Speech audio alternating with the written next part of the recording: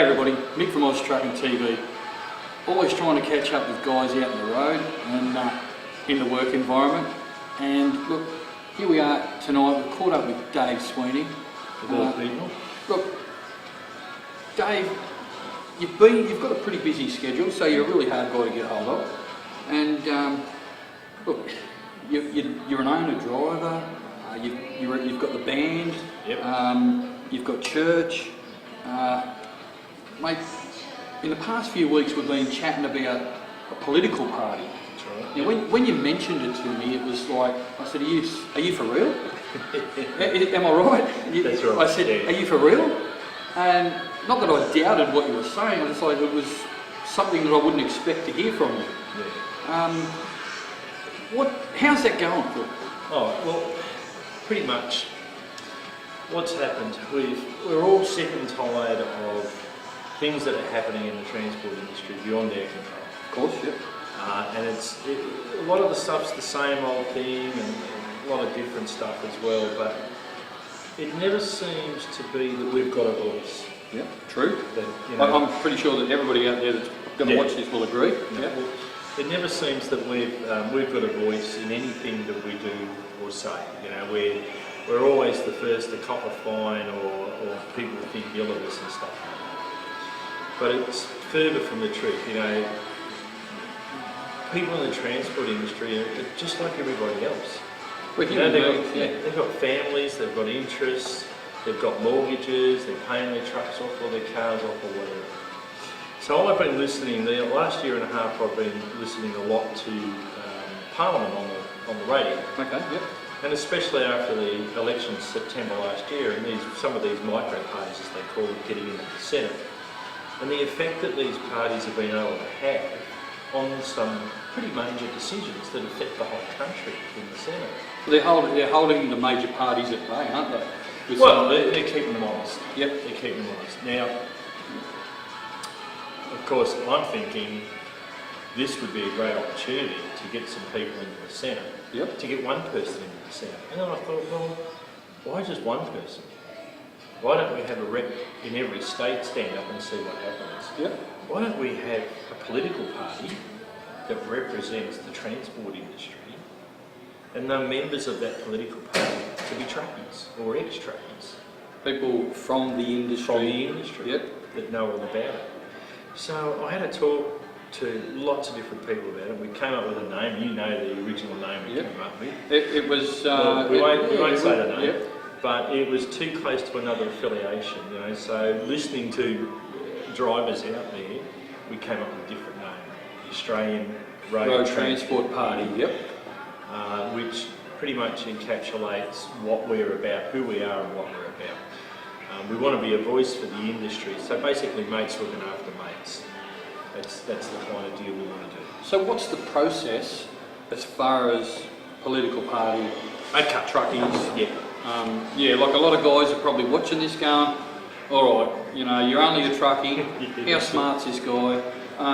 Look, I know how smart you are, we've known each other for quite a while, and but look, other truckies out there would be thinking, how are we going to have a voice? The process that we've taken at the moment is we're going to form an interim committee, and that'll be a chairperson, secretary, treasurer, maybe a few other people that have specialist skills involved, and together we'll formulate. Well, we'll finally figure out the aims of the association or the party, the principles in our constitution, and what we're going to do, our policies, for want of a better word, what we're going to do. Yep. Once we've got that cemented, we'll then call for a membership of 500 people. Yep. We need 500 people that are currently on the electoral roll somewhere in Australia to be a legitimate party. Once we've done that, we'll call for elections to have the committee elected properly. Okay, yeah. Okay. Well, once we've done that, we'll then set up branches throughout Australia. Okay, yep. Okay, and then call for representatives. And we'll have, the committee will do things like the different levels of membership, the rules of being a member, our policies, the aims of the association. Because the last thing we want is to be railroaded or taken over by outside interest groups. Yep. Where extremely adamant that we're going to do the things that we say we're going to do, and it's going to be transparent. It has to be transparent. And I know politicians have to have a bit of give and take and cut and thrust, but if we can't be honest with what we're going to do, and we're going to show Australia that we are smart people, the truckies do know what they're doing. Well, we're carrying the country, though. Well, we know that. Yeah, we know that. We're talking to the converted. Yeah, exactly. So obviously when it comes down to it, members' input, obviously that comes back to the name already. Huge. I can sit here and say what I think are the main things that affect the transport industry. Yep. But there'll be something out there that not even I had thought of. Okay. What sort of reaction, obviously, since you come up with this plan or this idea, and you've been on the road, and obviously you've been talking on the radio, on the UHF, at truck stops, just in general talk with other truckies. What sort of input have you had from other truckies? Look, some blokes have said, oh mate, it's been tried before and never worked. Yep. And when we say, this is not a drivers association, this is not a company association, this is not a union, this is a political party that's going to be your voice. Yep. Okay. It won't be taken over by anyone else. This is your party, your voice. And we all realise that we work hard and we don't have a lot of time. Yep. Truckies are fantastic at getting together for convoy for kids and things like that, but the rest of the time, they're just too darn busy. You've got to pay off the truck and... Well, yeah. Everyone's working, whether you're if you're a company driver, you've still got debts at home, you've still got a family to feed, you've still got a wife to look after, kids to put through school, to pay the house. If you're an owner driver, you've got a $500,000 investment you've got to look after. And usually that's tied to your house? Well, yeah, that's right, that's exactly right. And you've got small fleet operators, and they're the same. They've got drivers to keep going, and they've got to find the freight and stuff like that. So those people don't have time to down tools and make a stand somewhere. And they don't know that the bloke next to them or the woman next to them is going to back them up either. Yeah. This way, once every 3 years, you walk into the polling booth, and if this is something you agree with, you put your mark on it. So what are some of the key goals or some of the things that you're looking to achieve with the party? Okay, one of the biggest bugbears that a lot of people talk about is a little thing called backloading. Yep. Right. Anybody in the industry knows what we're talking about. Okay. But I'll explain backloading for anyone that's watching this that is not in the industry. You'll get a certain rate to travel from one location to another. And then to return back to your start location, you'll be offered a different rate. Usually less than 50% of what you've got going the first one. So for argument's sake, if you get $4,500 to go one way, the backload rate to go back would be $1,900. Now we all know it's the same distance, you're carrying the same weight, you've got to go up and down the same amount of hills and change gears the same amount of time. So why is the transport industry being forced to subsidise somebody else? Now, I don't have to name names. You've only got to look around in the car parks of some of these huge organisations and see all the sports cars parked there. Yeah. I don't have a sports car at home. So why should I be subsidising their way of life? Shouldn't I be getting paid a fair day's pay for a fair day's work? That's exactly right. And going the opposite way shouldn't make any difference. That's right. It should not make any difference. And the freight's the same freight. That's right. Yeah. Another thing that we want to do is a nation building program. And the biggest nation building program I can think of is our road network. To be brought up to the 21st century. The facilities on those roads for all Australians to use. We should have a minimum when it comes to rest areas. We should have a minimum of showers, of running water, clean running water to be used, and toilets. There should be a standard on all these. Well, there should be a standard on all of them. There should be segregated areas for everyone to park, for caravans, trucks, fridge vans, stock crates, or whatever. Even for the hippies that come in from overseas in these vans, they should have an area to park in as well. We all live around the outside of this country. It's not as though we've got a lack of space. Yeah, exactly. Now, some benefits of a national road building scheme, and if we start with federally funded roads, we're going to eat into the unemployment because we're going to have to employ more people. And I don't mean we're going to build a kilometre section at a time. We're going to attack this on a grand scale like the snowy river step. Right. Okay?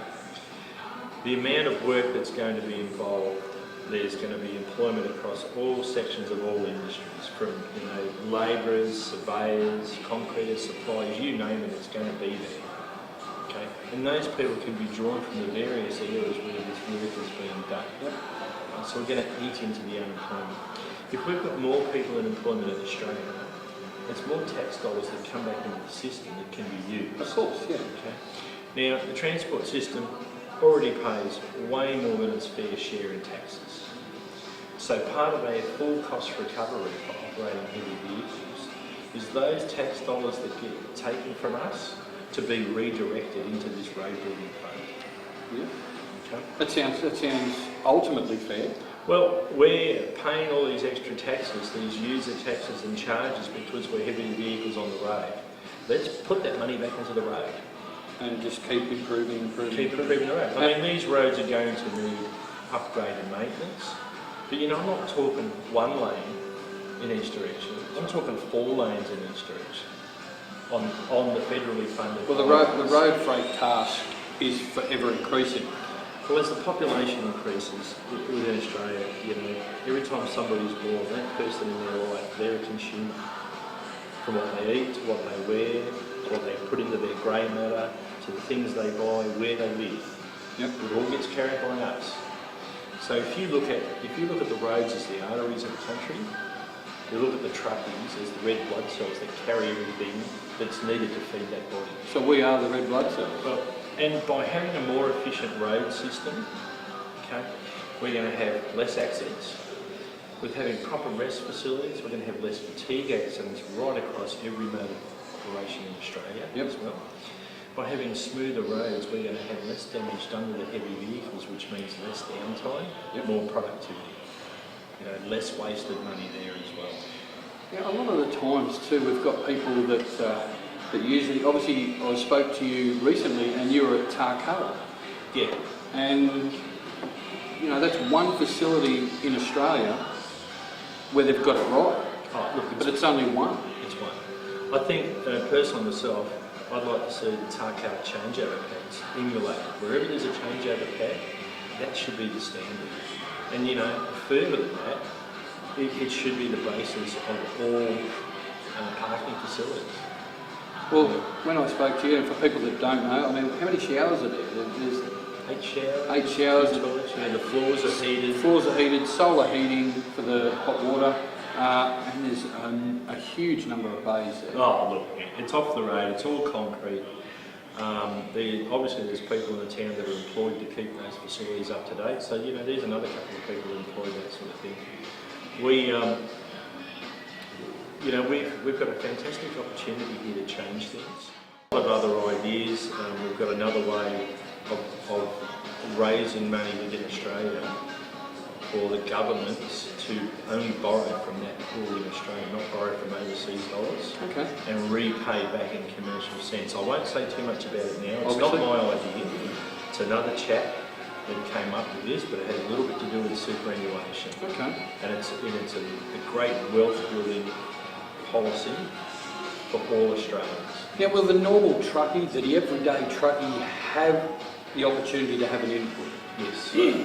Because obviously we know we have men and women in the industry that would go, they're very sceptical on a lot of things, and when it comes to media, a lot of our people are very sceptical about even talking to the media. Look, it's just recently happened. A young chap did a story with a major television station. We won't name names. Good on him for having a go. He brought up a very real problem in the industry. And it's something that does need to be put into the awards for the various types of jobs you do. You need to get a remuneration scale for different levels of risk out there. But what he was trying to do was totally torn apart. We are not going to do that kind of stuff at all. If we do interviews with television stations, I'd like it to be live from the steps of Parliament House. I don't want to give anyone the chance to misconstrue the type of trying to do. But members will be able to, you'll be a voice in your own branch wherever you are. Yep. Right? And what you say will not be discounted. You know, especially with questions. The only dumb question is the one that doesn't get asked. Okay. Yep. You know, I understand, as the team behind us understands, that people come from all walks of life and they've got different ways that they look at stuff and they understand things. They've got different levels of education, the whole thing. You know, not everyone likes a forward, not everyone likes a holder, and you've got to respect that. Yep. We do a job where the common denominator is that we steer a truck. Yeah, of course. That those trucks carry everything. You think of it, they carry it, and there's a lot of specialised freight equipment and systems out there as well.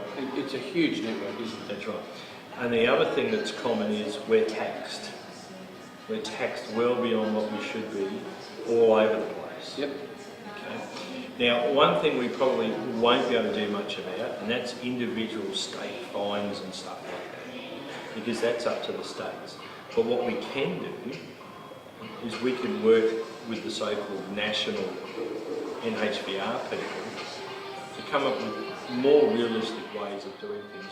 With the amount of tax that heavy vehicles pay, and what you're saying is putting it back into the road network, not only does that benefit the heavy vehicles, that benefits all Australians. Well, that's right. And that's everybody that travels on the road. And that's our approach with this. Because we carry the whole country, we've got to look at systems that benefit the whole country. Now, you know, an army marches on its feet. A country travels on its wheels. And the only wheels that are big enough to carry the country are truckies. It's as simple as that. A more efficient transport system, a safer transport system, is a benefit to the country. Unfortunately, somebody's going to have to pay a little bit more along the way for that to happen. But in the long term, it's actually going to cost the country less in trauma, fatigue, suicides, and lost earnings of people around the country as well. That's exactly right. Well, yeah, it is. You've got to spend money to make money, okay? And we would run things like a business. If you look out there and look at the small amounts of money that people have in the transport industry and they keep the wheels turning, I reckon, especially some of those women at home, mate, you get them in Canberra, this country will be in a much better place. Well, they keep some of them small businesses rolling and looking after stuff while the husband or the partner is out really just keeping them wheels turning. That's right. Yeah. Look, and really one of the closing things I want to say to you and our people, I mean, let's face it, our industry loses up to 250 people a year.